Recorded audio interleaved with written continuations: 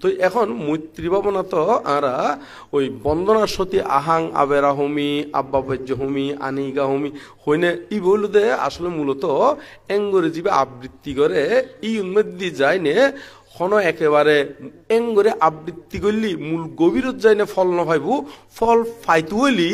ওনারা তুন মৈত্রী ভাবনা ইউন ওই মনে মনে সুন্দর করি নে বাবি নে একেবারে গভীরত ফসম পড়ব তো এখন আবৃত্তি করে দেখিলাই আবৃত্তি হইল দে মূলত প্রথম শিক্ষার্থী হলে তো অনেকখান জিনিস মনত রাখি পেলাই প্রথম কি করে আবৃত্তি করে তো সেই কারণে যায়নে আরা সকাল সন্ধ্যা বন্দনা সতীয়ক বা অন্য সতীয়ক ওই আহাং আবেরা হমি আব্বা বৈজ্য হমি ইয়াং হইনে কি করি আবৃত্তি আদি করি তো আবৃত্তি করলিও ইও তো আবার কিছুটা মন্নান মৈত্রীতে পরিপূর্ণ হয় তবে আবৃত্তির মাধ্যমে নয় আরো গভীরত ফুঁসতে হইলি একটু মনে মনে বাবম পড়ব কিনলেই কারণ বাবনা শব্দের অর্থ হইল দে মনের কাজ জ্ঞান উৎপাদক চিন্তা